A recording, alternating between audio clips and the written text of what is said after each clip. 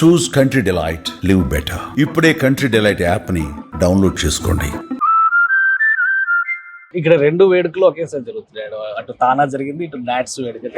So మీకు ఎలా అనిపించింది రెండు చోట్ల తెలుగు ప్రజలు ఉన్నటువంటి విధానం? టోటల్ అమెరికాలో తెలుగు వాళ్ళ ప్రభావం ఈ మధ్యకాలంలో ఏపీ సీఎం చంద్రబాబు నాయుడు గారు పదే పదే అంటున్నారు, మన వాళ్ళు ఏ చోట ఉన్నా కానీ మన సంస్కృతిని మన రాష్ట్ర అభివృద్ధికి సహకరించాలి. అలానే ప్రతి దేశంలో మన వాళ్ళు ఉండేటువంటి అవకాశం ఉంది భవిష్యత్తు, ఎందుకంటే మోస్ట్ పవర్ఫుల్ యూత్ ఫోర్స్ మన దగ్గర ఉంది అని అంటున్నారు.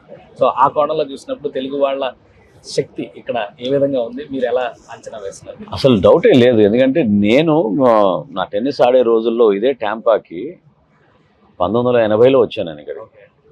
సో ఆ రోజుల్లో ఇక్కడ ఎవరు కూడా తెలుగు వాళ్ళే కాదు, భారతీయులే ఉండేవాళ్ళు కాదు ఈ ప్రాంతంలో. మరి ఈ రోజున మనం ఇంత పెద్ద సమావేశాన్ని ఇక్కడ నిర్వహించుకుంటున్నామంటే దాదాపు 5,000 మంది అటెండ్ అవుతున్నారని చెప్తున్నారు ఇవాళ. ఆ స్థాయిలో మనం ఇక్కడికి వచ్చాం, స్థిరపడ్డాం, సక్సెస్ఫుల్ అయ్యాం. మనం నిజంగా అభినందించాల్సింది ఏంటంటే వాళ్ళ నాలెడ్జ్ గెయిన్ అవ్వడమే కాకుండా చాలా సక్సెస్ఫుల్గా కష్టపడి వాళ్ళు పైకి వచ్చారు. సో రెండు ప్రాంతాల్లో సభలు ఏర్పాటు చేయడం అనేది సహజంగా ఇంత పెద్ద దేశం కాబట్టి ఎక్కడికక్కడ మన వాళ్ళు చాలా సంఖ్య పెరిగింది కాబట్టి డెఫినెట్గా మనం అభినందించాలి. నేను వచ్చినప్పుడు ప్రతిసారి నేను అంటే సభాపతిగా ఉన్నప్పుడు కూడా వచ్చాను. నేను గౌరవ ముఖ్యమంత్రిగా చంద్రబాబు నాయుడు గారు చెప్పే విజన్ ఏదైతే ఉందో, భారతదేశం నుంచి మనకి వెళ్ళిన వాళ్ళల్లో తెలుగు జాతి నుంచి వెళ్ళిన వాళ్ళు ఎక్కువ మంది టెక్నాలజీలో ఇన్వాల్వ్ అయ్యారు.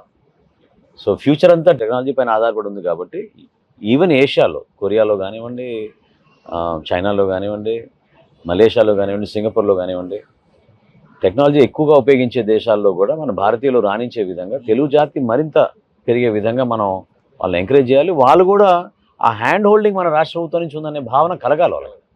సార్, ఇంకా శాఖల పరంగా చూస్తే పవన్ కళ్యాణ్ గారు కీలకమైనటువంటి 5 శాఖలకి ఆయన బాధ్యత వహిస్తున్నారు.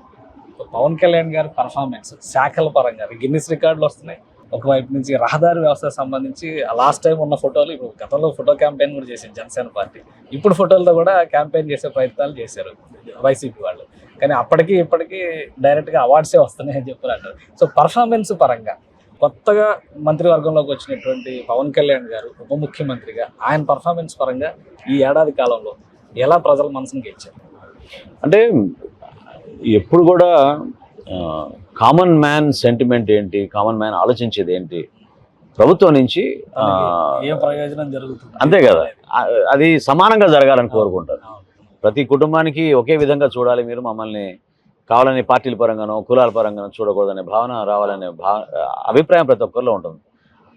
బహుశా రాష్ట్రంలో ఈరోజు ఆ స్థాయిలో ఉన్న వ్యక్తి అట్లా గిరిజన ప్రాంతాల్లో పర్యటించి పవన్ కళ్యాణ్ గారు అక్కడ రోడ్ల విషయంలో కానివ్వండి, వాళ్ళకి ఆరోగ్య సమస్యల విషయంలో కానివ్వండి, గతంలో కూడా ఆయన ఉద్దానం గురించి ఉత్తరాంధ్రలో చేసిన స్ఫూర్తినిచ్చే పోరాటం, వీటన్నిటిని కూడా మనం మర్చిపోలేము. సో హ్యూమన్ అప్రోచ్ తోటి, హ్యూమన్ యాంగిల్ నుంచి మనం తీసుకునే నిర్ణయాలు శాఖ ద్వారా ప్రతి ఒక్కరికి ఉపయోగపడడానికి కోసం ఆయన నిలబడుతున్నారు. అదేవిధంగా అటవీ భూముల్ని ప్రొటెక్ట్ చేయడానికి ఆయన ఎంత బలంగా నిలబడుతున్నారో మీ అందరికీ తెలుసు. సో ఎక్కడ కూడా ఎటువంటి ఇబ్బందులు కలగకుండా మన అటవీ భూముల్ని కాపాడాలి. వన్యప్రాణ సంరక్షణ అనేది చాలా ఇంపార్టెన్స్ ఇవ్వాలి. ఎందుకంటే పర్యావరణాన్ని మనం కాపాడుకోగలిగితేనే మన భవిష్యత్తు మనకు ఉంటుందనే ఆలోచనతో ఆయన చేస్తున్నారు. పంచాయతీరాజ్ వ్యవస్థలో కూడా కొన్ని మార్పులు చాలా లోతుగా తీసుకొచ్చారు. చాలా చోట్ల ఇబ్బందికరమైన పరిస్థితులు ఉన్నాయి. వాటిని అధిగమించుకుని కొత్త ఆలోచనలు, కొత్త సంస్కరణలు, కొత్త చట్టాలు తీసుకురావడానికి మాకు కొంచెం సమయం పట్టినా అంతిమంగా ఆంధ్రప్రదేశ్ ప్రజలకి ఖచ్చితంగా 100% ఏ ప్రభుత్వం కూడా గతంలో పనిచేయని విధంగా పనిచేసి చూపిస్తాం. మీ శాఖ గురించి వస్తే చాలా కీలకమైనటువంటి అంశాలు మీ శాఖలోనే ఉన్నాయి. సివిల్ సప్లైస్ ప్రతి ఒక్కరికి కనెక్ట్ అయ్యేటువంటిది, రేషన్ కార్డుల దగ్గర నుంచి బియ్యం పంపిణీ వరకు అనేక అంశాలు ఇందులో టచ్ చేస్తున్నారు. ఆల్రెడీ కాకినాడలో సీజ్ ద షిప్ గురించి కూడా చాలా రాజకీయం నచ్చింది. ఏంటి మీ శాఖ ఈ 1 year పర్ఫార్మెన్స్ని మీరు ఎలా నివేదిస్తారు? చాలా సంస్కరణలు తీసుకొచ్చామండి. అందులో ముందుగా మా అందరం కూడా ఆలోచించాల్సింది ఏంటంటే, ఈ వ్యవస్థ ద్వారా ఒక ఆర్గనైజ్ మాఫియా క్రియేట్ చేశారు వాళ్ళు. అది చాలామందికి తెలియని అంశం. ప్రభుత్వానికి ఏమో ఒక పక్క దాదాపు 46 రూపాయలు మేము ఖర్చు పెట్టి రేషన్ బియ్యం అందిస్తుంటే పీడిఎస్ ద్వారా, ఇది కేంద్ర ప్రభుత్వం 60%, రాష్ట్ర ప్రభుత్వం 40% ఇస్తుంది. 1,46,00,000 రేషన్ కార్డులు మనకి ఈరోజు రాష్ట్రంలో ఉన్నాయి. అంటే 4,42,00,000 మంది జనాభాకి ప్రతి నెల 1వ తారీఖు నుంచి 15వ తారీఖు పంచాల్సిన రేషన్ ఈ వ్యాన్ల ద్వారా 2 రోజులకు ఒకసారి రావడమో, లేకపోతే వచ్చి వెళ్ళిపోయామని చెప్పడమో, 29,760 రేషన్ షాపులు బదులు 9,260 వ్యాన్లు వీళ్ళు కొత్తగా తీసుకొచ్చి వ్యవస్థ క్రియేట్ చేశారు. సరే అది తొలగించాం, కొన్ని సమస్యలు ఇనిషియల్గా ఉంటాయి, సంస్కరణలు తీసుకొచ్చాం.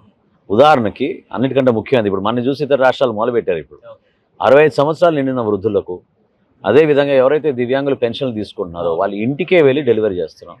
15 లక్షల మందికి ఇది 2వ నెల పర్ఫెక్ట్గా చేసాం. ఇంకా రాబోయే రోజుల్లో ఇంకా వేగవంతంగా జరగడానికి మేము ఏం చేసామంటే 1వ తారీఖు నుంచి కాదు రేషన్ ఇచ్చేది, మేము 26వ తారీఖు నుంచే మొదలుపెట్టి లాస్ట్ వీక్ నుంచి మొదలుపెట్టి వృద్ధులకి దివ్యాంగులకి వాళ్ళ ఇంటి దగ్గరికి వెళ్ళి ఇస్తున్నాం.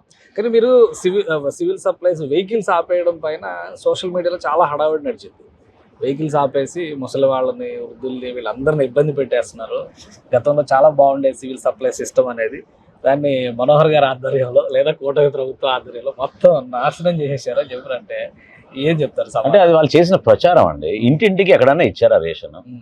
ఈ రోజు వరకు ఈ 1,46,00,000 రేషన్ కార్డులు గృహాలకి ఎవరైనా వెళ్ళి ఒక్క ఇంటికి రేషన్ ఇంటి దగ్గర సరఫరా చేశారా ఈ 4 సంవత్సరాలు? చెప్పానండి. దానికి ఇన్ని 100 కోట్ల రూపాయలు ఎందుకు ఖర్చు పెట్టాం? 1,600 కోట్ల రూపాయలు ప్రజాధనం ఎట్లా వృధా అయింది చెప్పండి? దేనికోసం?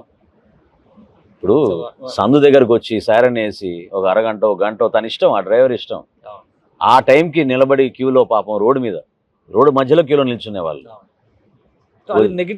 అది ఎక్కడ నెగిటివ్ లేదు. మేము మా రేషన్ షాప్ వ్యవస్థ ద్వారా 29,760 రేషన్ షాపులు ఖచ్చితంగా ఒక నిబద్ధతతోటి, వాళ్ళు కూడా మళ్ళీ మాకు ఈ అవకాశం, ఈ గౌరవం దక్కిందని నమ్మకంతో చాలా జాగ్రత్తగా పనిచేస్తున్నారు.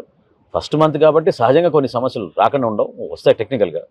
అవి ఓవర్కమ్ అయ్యి ఇంకా జాగ్రత్తగా చేసే విధంగా మేము రెగ్యులేట్ చేయడానికి వ్యవస్థనే చేస్తున్నాం, డెఫినెట్గా చేస్తున్నాం. సార్ ఇంకొకటి, సివిల్ సప్లైస్ బియ్యం పక్కదారి పట్టిందనే దాని మీద కూడా చాలా విమర్శలు వచ్చినాయి. పవన్ కళ్యాణ్ గారు అయితే కాకినాడ వెళ్ళి సవాల్ కూడా చేశారు. ఏం జరిగింది? అది ఆ కేసు ముందుకు వెళ్ళలేదు, మళ్ళీ అదంతా కూడా డిఫ్యూజ్ అయిపోయింది.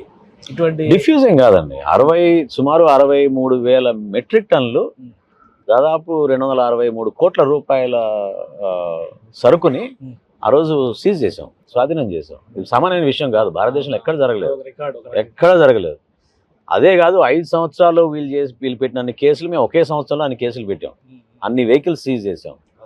కాకపోతే నేను ఇందాక మీతో అన్నట్టు ఒక వ్యవస్థని వీళ్ళు ఏర్పాటు చేశారు ప్యారలల్గా. ఆ వ్యవస్థని మార్చడానికి కోసం అనేక ఆలోచనలు, కొత్త విధానాలు మేము తీసుకొస్తున్నాం.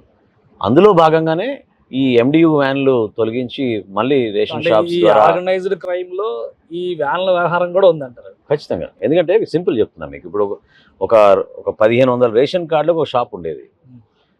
సో ప్రతి నెల 20వ తారీఖు కల్లా ఆ షాప్కి డెలివరీ చేస్తాం. 1వ తారీఖు నుంచి వాళ్ళు ఇంటింటికి సరఫరా చేసే విధంగా సిద్ధమవుతారు. సో అక్కడి నుంచి బస్తాలు అక్కడ వెళ్తుంటే ఖచ్చితంగా అలర్ట్ మెకానిజం చుట్టూన్న వాళ్ళు వాళ్ళంతా చూసేవాళ్ళు. ఇప్పుడు వ్యాన్లు అనుకోండి, 3 షాపులకు ఒక వ్యాను, 3,000 మందికి ఒక వ్యాను.